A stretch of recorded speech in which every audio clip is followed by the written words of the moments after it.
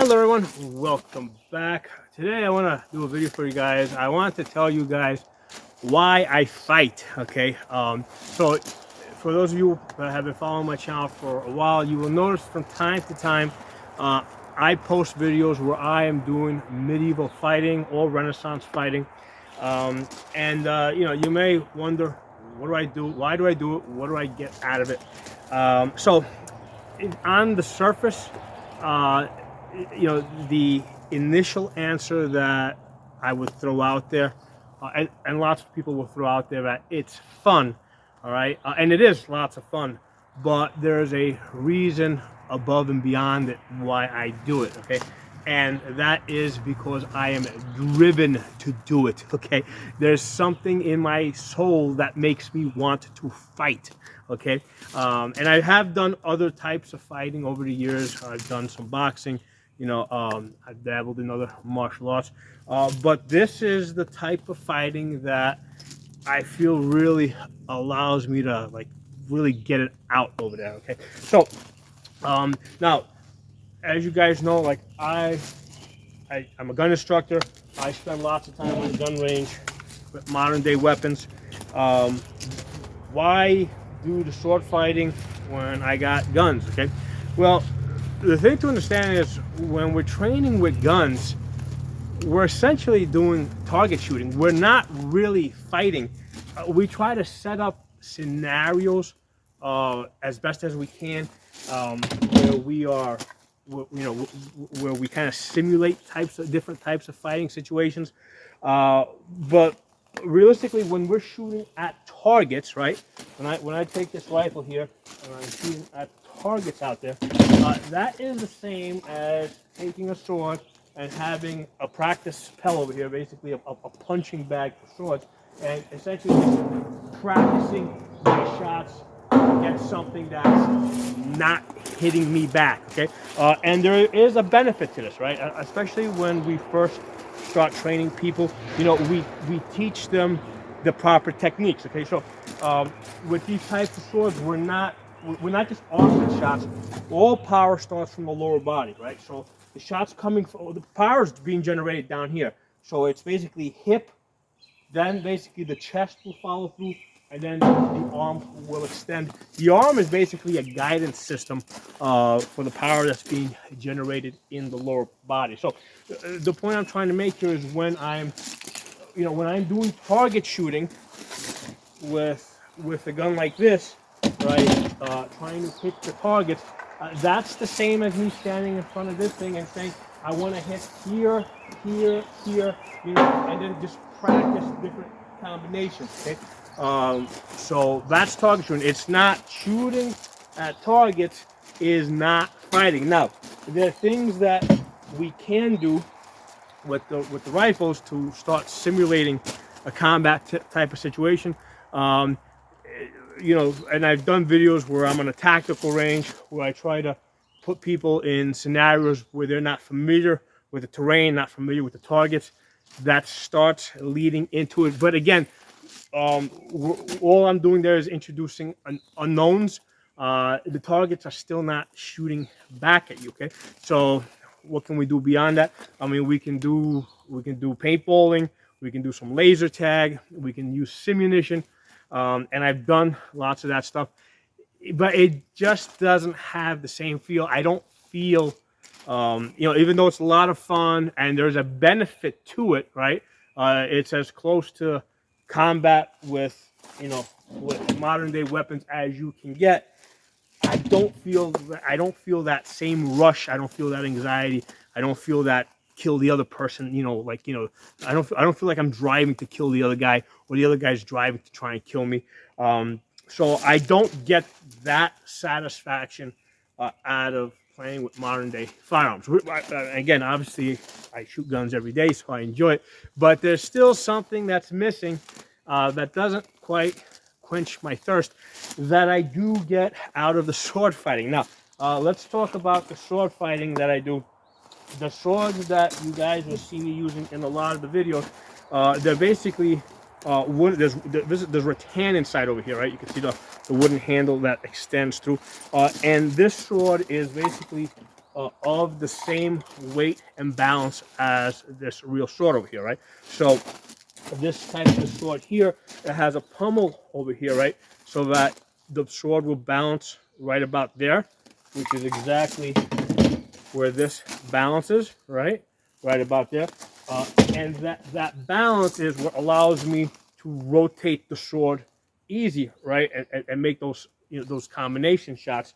So the same thing happens here. This basket over here, in addition to protecting my hand, allows me to rotate the sword and do all those different combinations that you guys see me do in the video. So now, in addition to this being balanced correctly, both of these swords are about the same weight. They're about 2 pounds, 2 pounds, 13 ounces, something like that.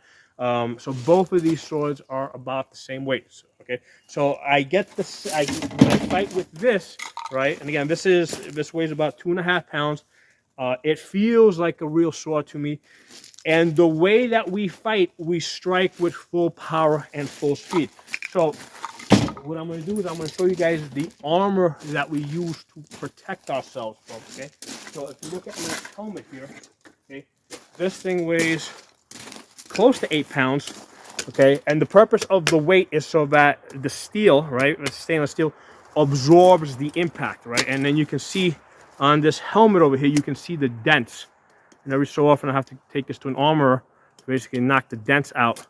But you can see the dents from the power that we're using, because with this type of fighting that we're doing, okay, we're not doing tap tap, okay? It's not tap tap, it's boom, okay? Full power, full speed, okay? That's the type of fighting that we're doing. So when I hit the other person, I feel like I'm really hitting them, okay? And likewise, when they hit me, I feel like I've really gotten hit. And what happens is, despite the armor, okay, despite the armor, I can still, feel the impact through the armor, and I know I've been hit. Now, there's lots of areas of my body that are not armored. Basically, the areas that are most armored, the areas most armored is my head, right? And then you got neck, elbows, knees, groin, kidneys, okay? So there's areas of my body that are not armored. Now, that is optional. I mean, you can armor yourself up as much as you want. You just got to cover the minimal areas. But the problem becomes that if you put on too much armor, you start becoming immobile, you start becoming slow. So there's a trade-off, right? So that's why I pretty much wear as little armor as I can get away with.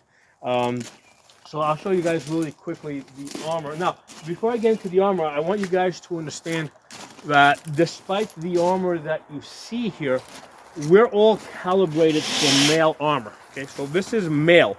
Okay, so it's basically, this historical mail that's riveted. Okay, it's a series of these rings that are flexible. Okay, and those steel rings. And this is the type of armor that would have been worn for most of, for a lot of history, right? This goes all the way back to Roman times and even earlier. And now people that were poor, they wore like leather and stuff like that.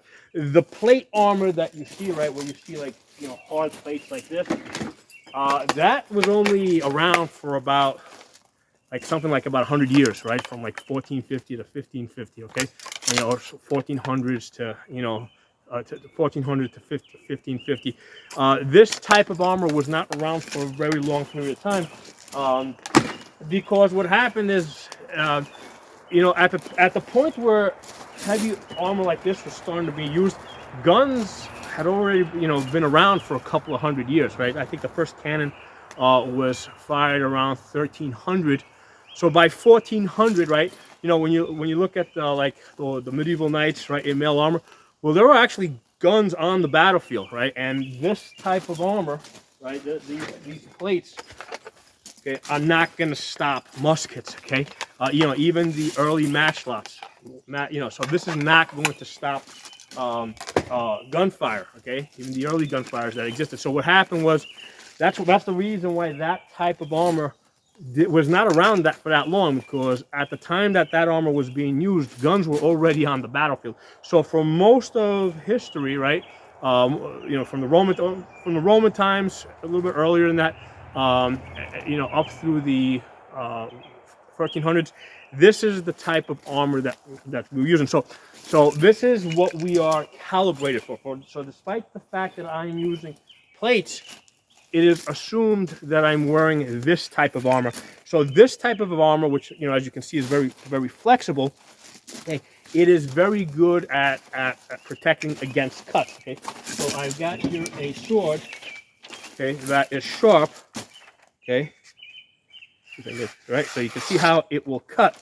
Okay, so despite the fact that it's, you know, it's sharp, it's not going to cut through this, okay? But as I'm hitting myself, and I'm hitting myself pretty lightly here with the edge, okay, I can feel that, okay? So even though this armor protects against cuts, it is not really good at protecting against percussive hits, okay? So this and this, which weigh about the same, okay, hit in a very similar way.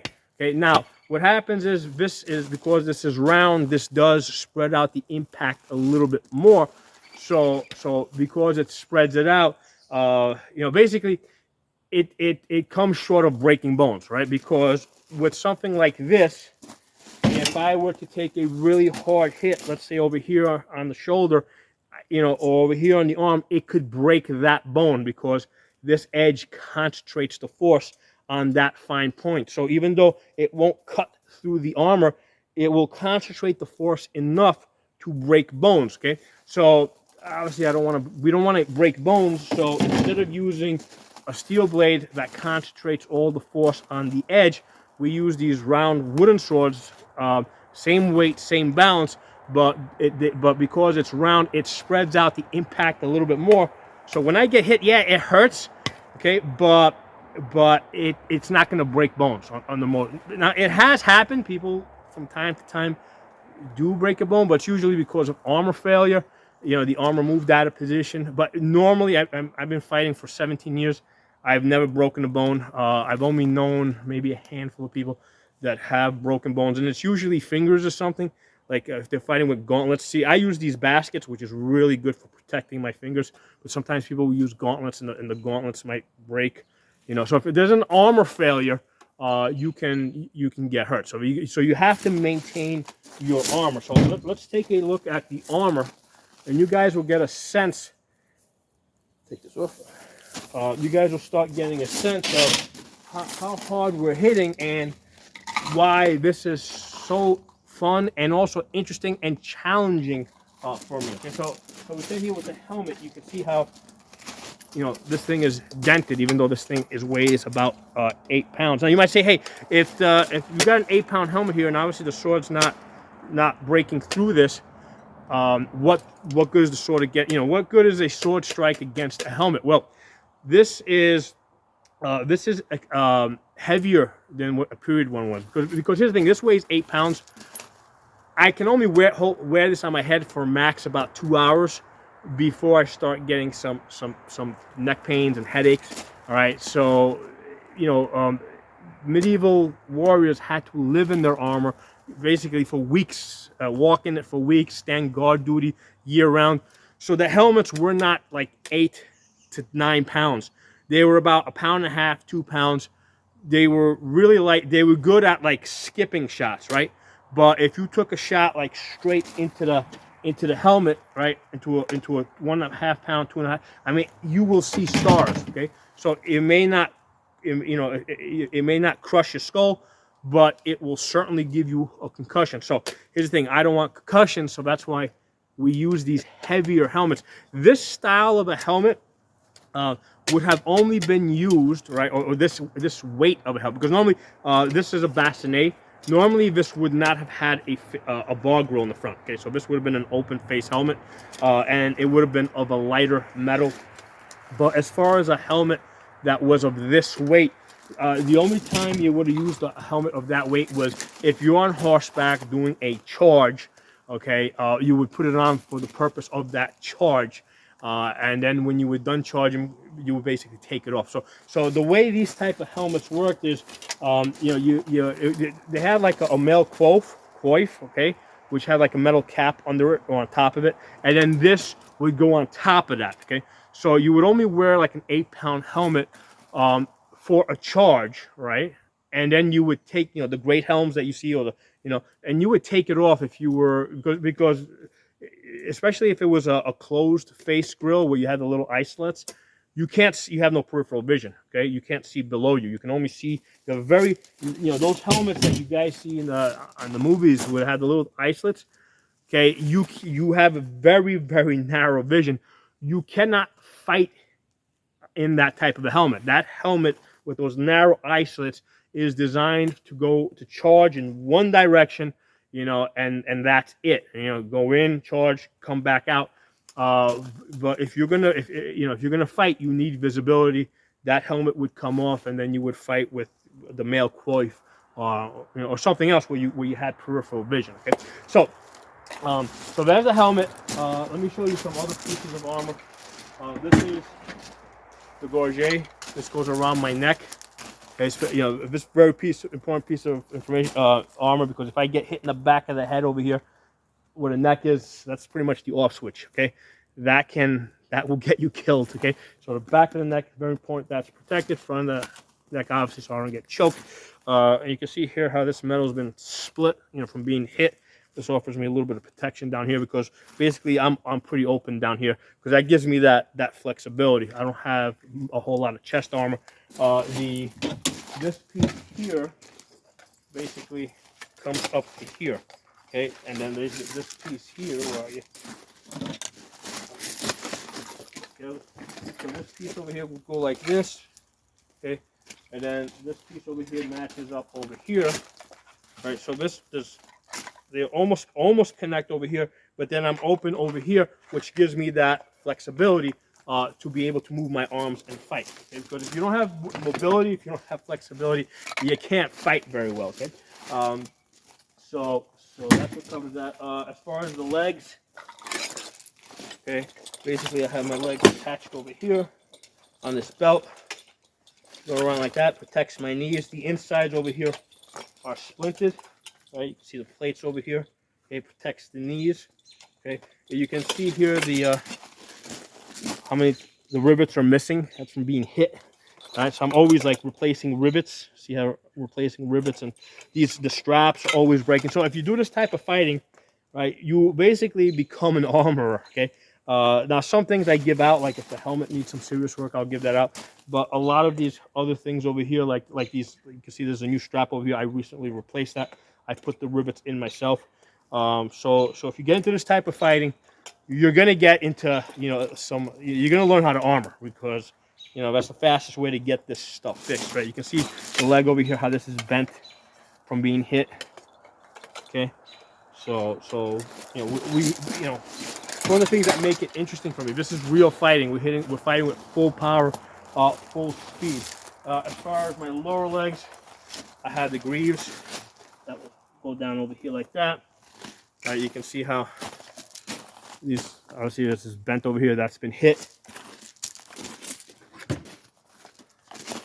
This is taking a nice bent over here from being hit. Okay, so it really sucks if you get hit in the lower legs.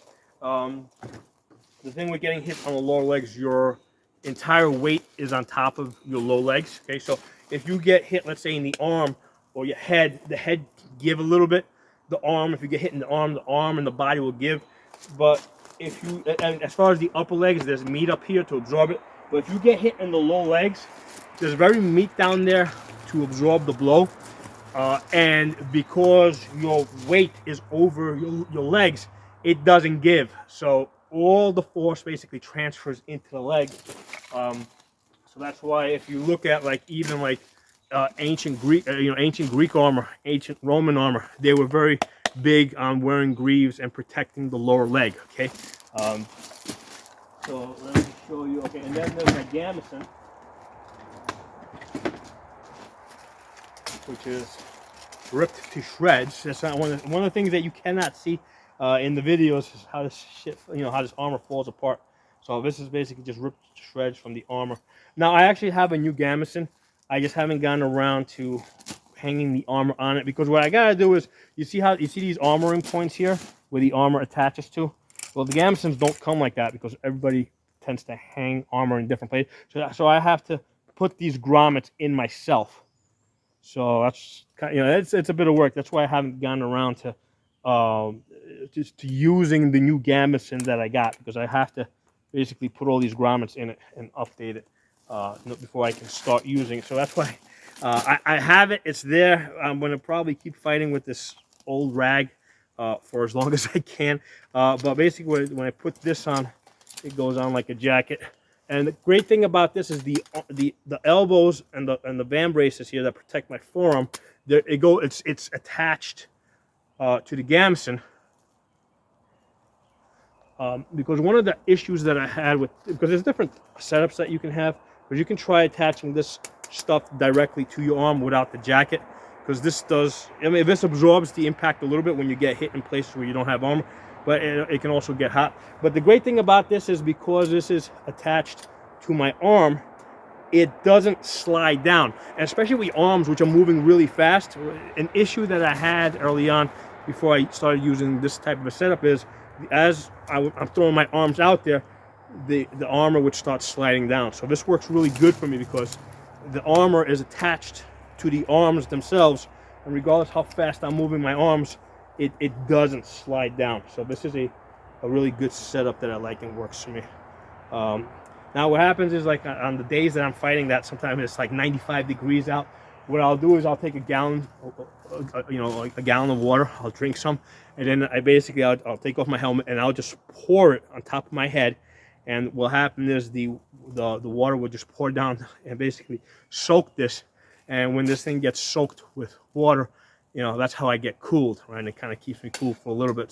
So on those 90 degree days, that's how I stay cool. I basically just soak myself with water. Now the bad thing about that is, as this gets soaked with water, this gets heavier. So this goes from being, I don't know, whatever, like 5 pounds to something like 20 pounds. As this thing gets soaked with water. Okay.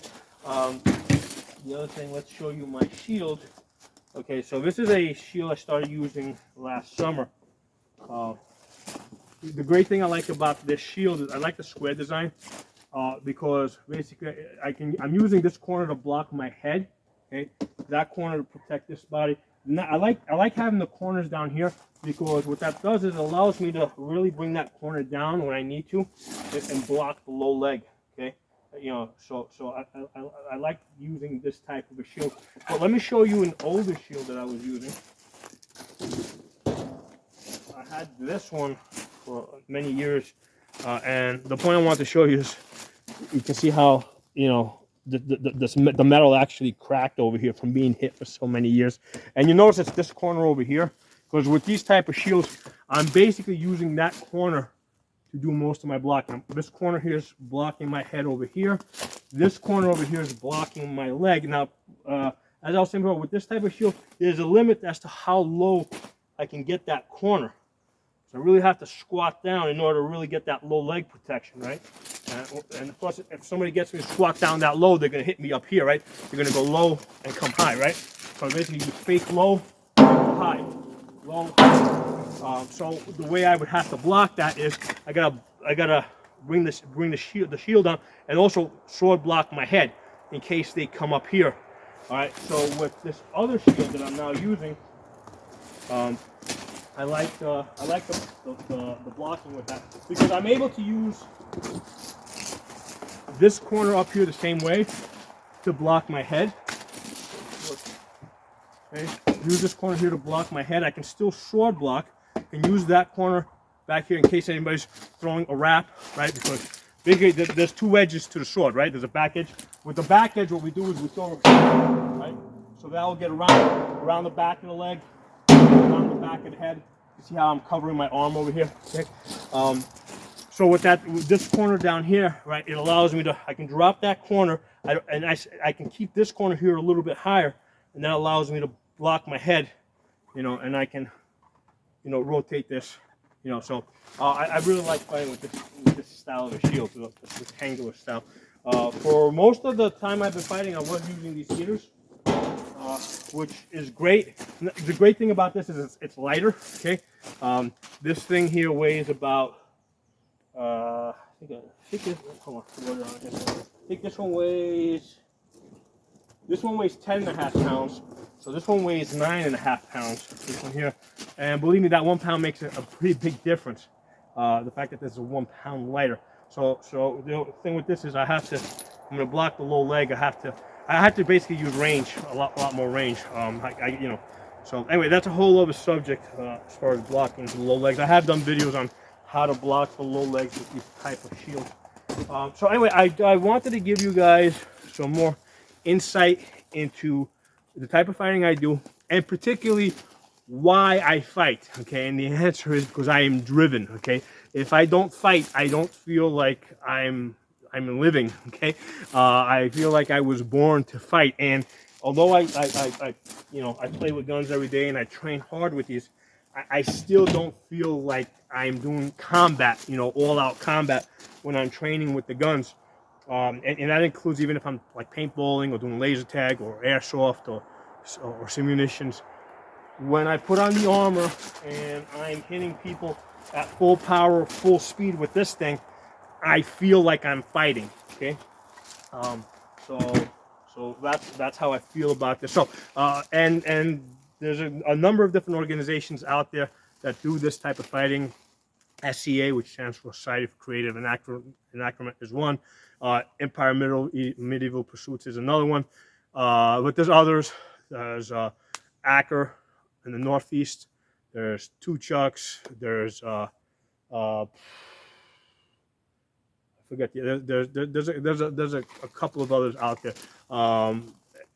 So and these are not for profit groups. I mean, they might charge like a minimal, like anywhere between $20 to $50 a year for the membership. You do have to buy your own armor, although in many cases they'll give you loaner armor, to get you started, right? So that depends on the local practice. If they got loaner armor, they'll usually, they'll usually cobble together some type of armor to get you into fighting. However, the armor basically should fit you like a glove. Okay. So if all this armor has been tailor-made to me, not just to my size, but also to my fighting style. Okay, because of my fighting style, I don't need armor in certain places, or in other places I need more armor.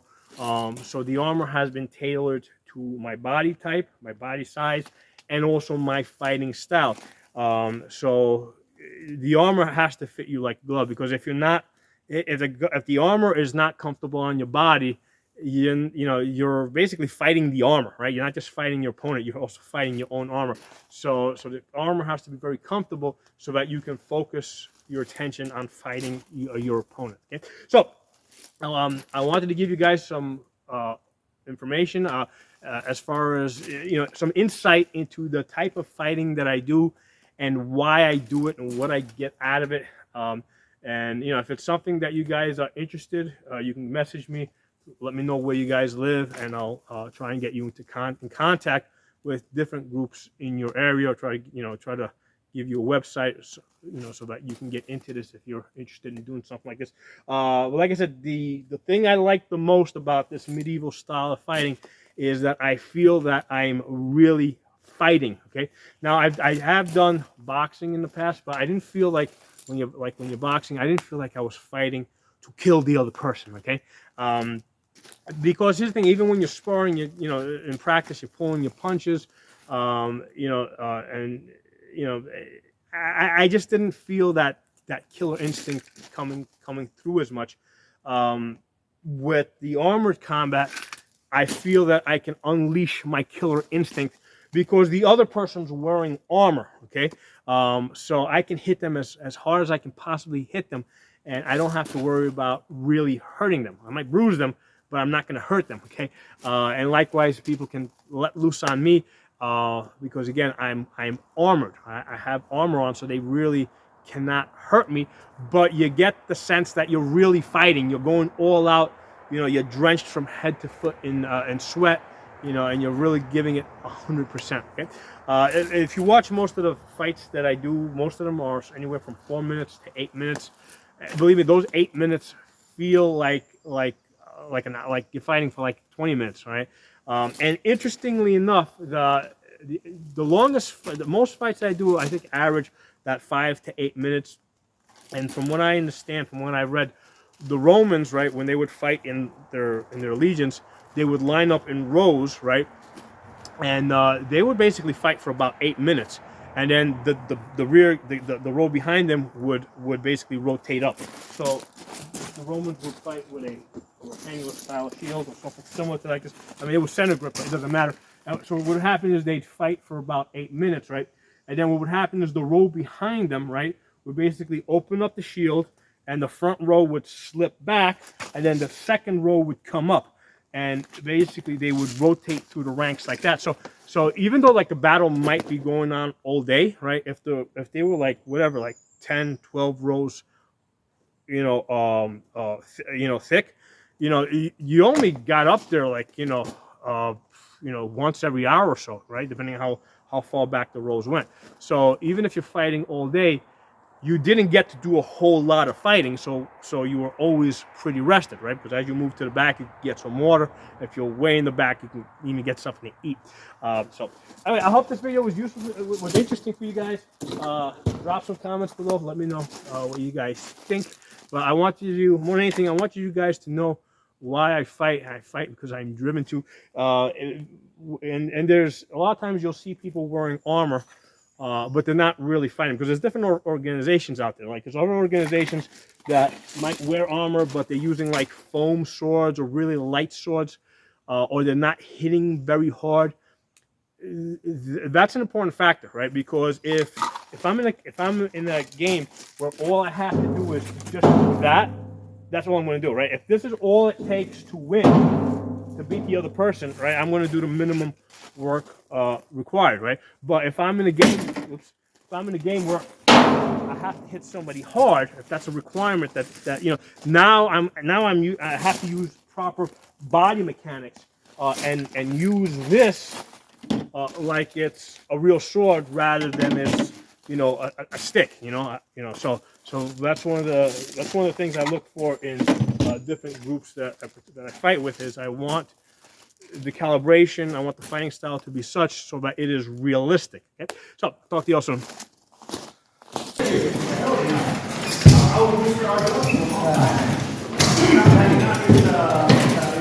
I have an image of you very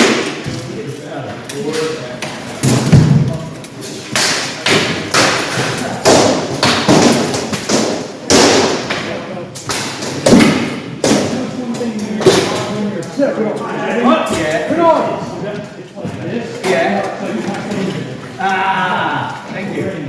Yep.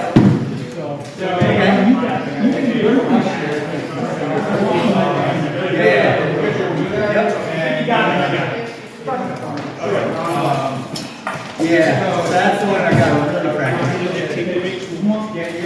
Here comes the other side. Yeah, so I was just waiting for watching time. Let him dig it back and snap. There's this clear game.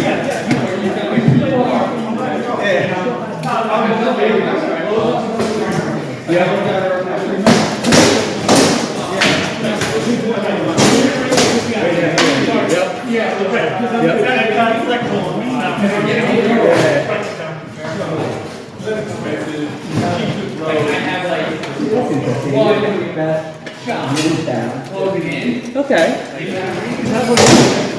And failing. But straight down might work better. Okay. Practice on the tell.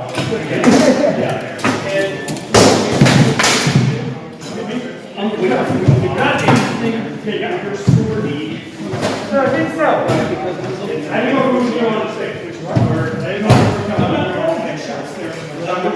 I feel like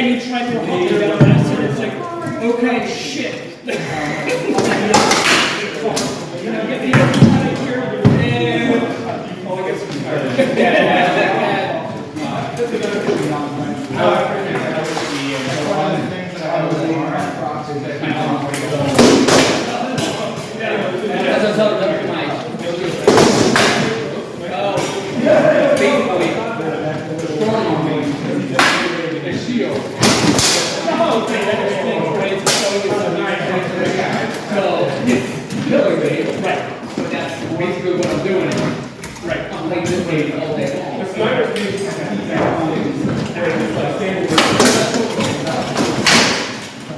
Yeah, but remember, in a couple months, Yeah, I need a lot of focus to it. oh yeah, no, I need. No, but I need to. That strap's broken, that strap's broken, the whole quarter's broken. There's actually, we're really long.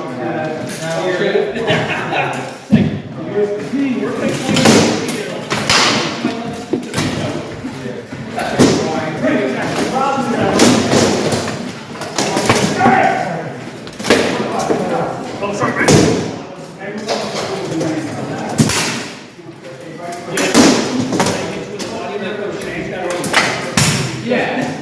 Well, I do.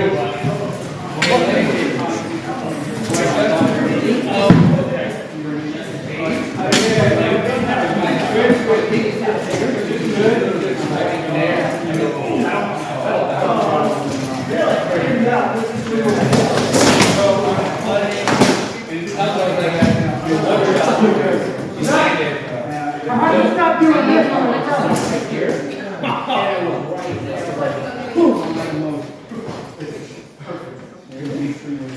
Yeah, that's the one thing you gotta watch. And that round.